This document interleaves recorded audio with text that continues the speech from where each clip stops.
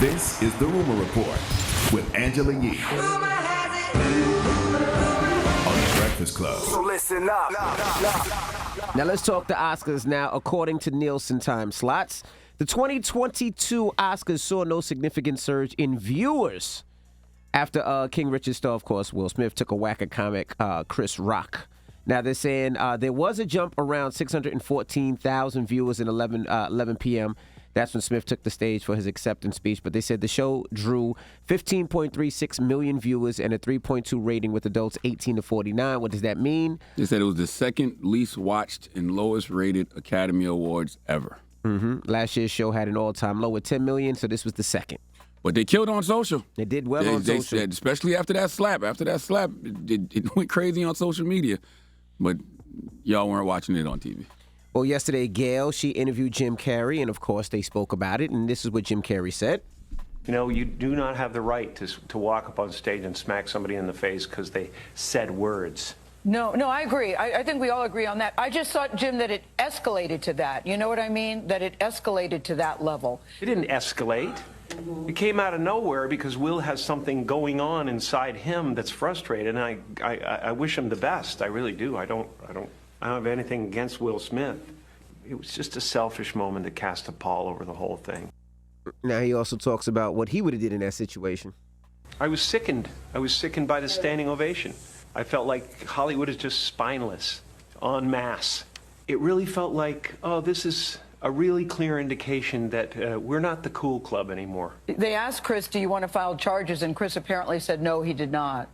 He doesn't want the hassle. I'd have announced this morning that I was suing Will for $200 million because that video is going to be there forever. It's going to be ubiquitous. You know, that insult is going to last a very long time.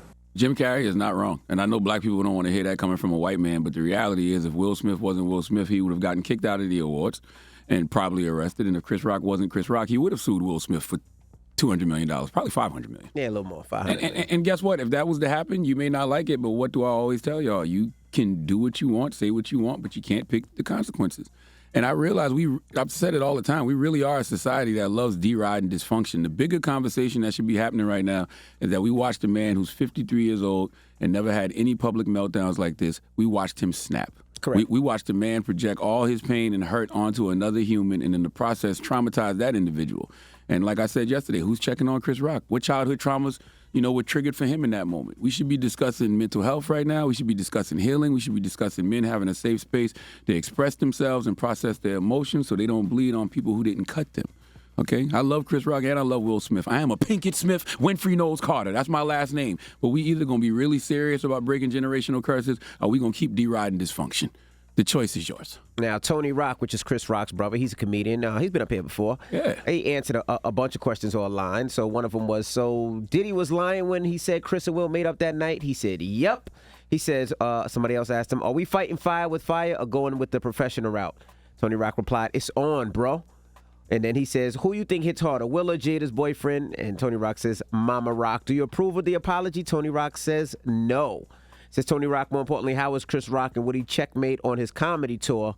And he replied, Chris Rock is still rich. I just think this is all way bigger than a joke and a slap. Like the universe is really trying to tell us something. God is really trying to tell us something. And I think that it's divine that Chris Rock's next stand-up special is called Ego Death. Mm-hmm. That's what it's going to be called. The tour he's going on this year is called Ego Death. Mm-hmm. Y'all better pay attention. Now, Jada Pinkett also posted something on Instagram yesterday. She posted, this is a season for healing, and I'm here for it. Drop one of Clues bomb for that. Yes. That's all we should be discussing. Mental health, healing, people having a safe space to express themselves and process their emotions so we stop bleeding on people who didn't cut us. I'm with that. That's the energy I'm on forever. Right. Well, we have more Oscar talk. There's so much to talk about, but I want to change gears a little bit.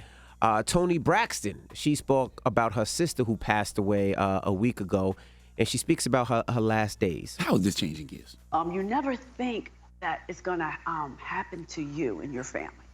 I'm okay. Today's okay. It's okay. It's not my best day, but it's an okay day, and I'm happy that I'm here, and I'm happy that I get to talk about it. And her birthday's coming up soon on the 2nd, and my sisters and I, we're going to celebrate it and have a big Tracy Day thingy. And They thought she wouldn't make it through Thanksgiving. They thought she would make it through Christmas. They thought she would make it through the New Year, and she made it through March. So you have to celebrate. How was that changing gears, Envy? You changed the gear to grief. Well, change it from the Oscars. We need healing from grief too, Envy. But also, she talks about the rite of passage. I wake up every morning and I go, oh, did I dream it? Did I dream it? And I have to remind myself, no, she's gone, but she's been here with us for 50 years.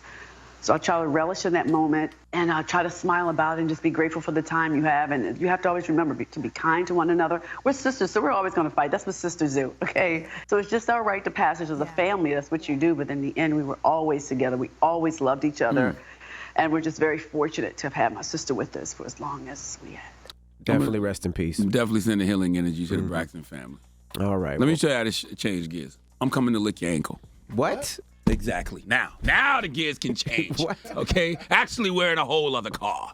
Would you like to ride? No. Passenger? No. Shotgun? No, I You want walk. to sit on my lap? I'll teach you how to drive. It's stick shift. I will walk, all right? And that is your rumor report. What is wrong with If you? you're going to change it, change it. Take the car How somewhere you else. just go there? Like, Oh, change a little hold on, gear. that's it. Like, you go so far. That's Like, right. Now you want to lick my ankles. Yeah, That means if you lick my that's right. ankles, that means you want to lick from the back, right? Whoa. Whoa. Now we ain't even in the car, though, boy. All right. Now we ain't even in the car. All right, well, we talking about Joe Biden when we come back. All right, Whoa. it's the Breakfast Club. Good morning.